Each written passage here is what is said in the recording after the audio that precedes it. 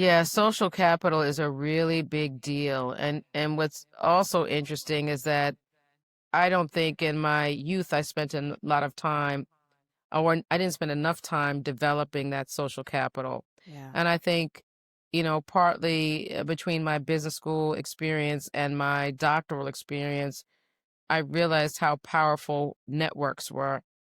And so during my doctoral program, I sort of leaned into this notion of social capital and bridging it, and the fact that I had made it so far in life and I knew so many people in high places. I'm like, right, because I'm a developer and I'm in control of these projects, I really do have economic power in my hands. I'm the one Hmm. giving out the contracts to the general contractors, to the architects, right? So I said to myself, well, why can't I just use my relationships to help folks in the community? If you think about it, right, people like you and me, when we want something or when we need a job, right, we have friends we can call. We have Hmm. friends that we can call and say, oh, so and so that works at this company, right? Because you might be a seasoned executive, you're somebody in a senior position in a company. And most of the communities we serve don't have access to those kind of people, right? When they send their resume in, they go in a basket with everybody else's resume. Yeah. And if you think about how this country was built, it was completely built on relationships, right? It was Yeah. completely built on people hooking other people up, right? Whether they deserved it or not. And so my whole Hmm. point is I'm in these communities finding talented people, and my goal is to hook them up. So in fact, we have an app called Employment Plug, and basically, right, we're the plug, right? So our Yeah. job is to hook you up. Our job is to hook you up with a job. Yeah.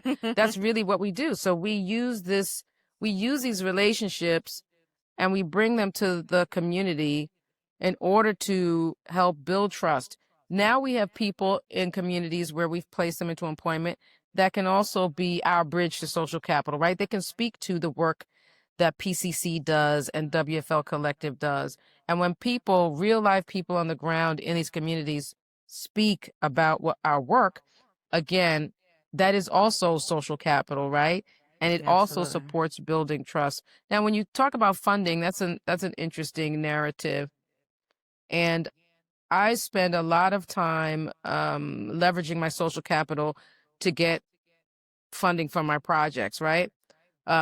It's a very small world in terms of CDFIs, which is really where I get most of my money from, because Hmm. I'm still in a place where, although I have more experience than many principals at institutional developers, um, I still don't have access to the same kind of capital that they do.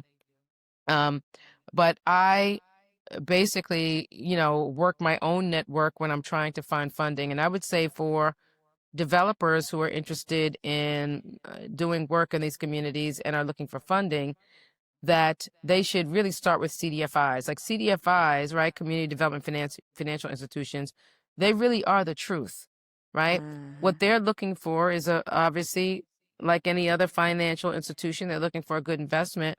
But what they really are investing in is you as a person. Hmm. So they are very much interested in building a relationship of trust with you as a developer. But the other piece that has to be there is your technical skills, right? It's Hmm. very important. There are a lot of folks out there that want to do real estate development and they will have trouble with funding. And a big piece of that is really about technical skill set. It is about understanding the numbers and understanding them at a granular level, being able to have a conversation about debt service coverage ratio, being able to understand what's the difference between the 82-cent credit pricing and 89 cents and what it does to your budget, understanding if you don't have enough contingency in your project, what is the backstop to that. All of the technical pieces that you need to understand about affordable housing and finance are critical, right, to be Hmm. able to obtain funding. So you can have social capital all day, right? If you don't have the skills, certainly the technical skills, the financial skills, you know, the social capital won't matter. So social capital is important, but you really have to have the requisite skill set in order to actually leverage it, right? And Right. unfortunately, we've seen before where people have access to social capital, and they don't have the skill set, right? We've seen that. Right? We've seen that, right? Yeah. People get jobs and they're not so great at it. But I think it's important, especially for our communities, to understand that we have to have the skill set in order to leverage social capital and in order to get the funding that we need to do the work that we're interested in doing in underserved communities. Awesome. So you kind of tapped into it a little bit already, but where should they go to get these technical skills for a new developer or somebody that's interested in becoming one? I would say there's a bunch of programs in the DMV. One of them is a capital impacts. They have a program. It used to be called the Equitable Developer Initiative. I'm not sure if it still has that same name, but Capital Impact, their program was an amazing program that helped sort of give new developers education, training, and access to capital. So there are still programs like that that are out there. I would say the most critical part, even before you get to them, because one of the things they rank you on is your technical skill set, right? Your ability to use Excel and run a financial model, understand budgeting, understand how to calculate a mortgage. So there's like some very basic skills, again, that you need to have in order to even be part of some of these cohorts of programs. So I would say to new developers, the most important thing you can do is to get to take a class on finance, right? Whether that is at the local community college level, whether that is like ULI. I think ULI has a pro forma modeling class, but financial modeling is like one of the most critical skill sets for developers. And so every time I talk to people, speaking engagements or podcasts, that's the one thing I harp on. Like, go get some financial modeling classes and learn how to do a pro forma. It will change everything for you. Awesome. Now, for the new developer who may feel invisible in the system, what advice do you give to them? Well, a lot of it is about being persistent, right? Being diligent, being tenacious. I would say also participating in a lot of these, what do you call them? These uh, real estate programs, like BizNow, for example, BizNow is a fabulous place to go to hear about development projects, and to meet people in real estate of all disciplines, right? It is about networking, again, building that social capital and networking to have people see you and see your work. I think the other thing is that I try to tell new developers, you may have to work for someone else first, right? A lot of folks jump out from one discipline and try to be a developer, and it is a very hard business. So why not work for somebody else first at a junior level?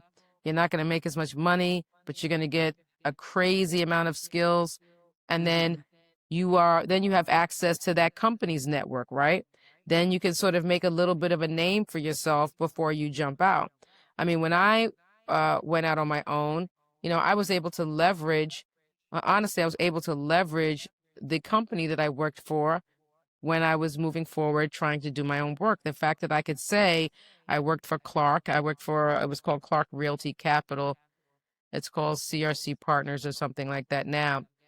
But that brought me a lot of cachet, right? When I was a developer trying to do my own thing, and I could go back and point to my history and say, yes, I used to work for Clark Realty Capital, and everybody knew who that was. Then people were willing to give me a look. People were willing to give me a shot, right? Because I actually had formal training from a brand name that they knew. So I would say all three of those things. Try to work for somebody else, somebody who's known in the industry. Try to work for a small developer, for a lot less money, again, to get yourself some skills, and then also try to get some technical training for pro forma modeling, because all of those things are going to help you elevate your game, and then people will really be interested in working with you. Awesome.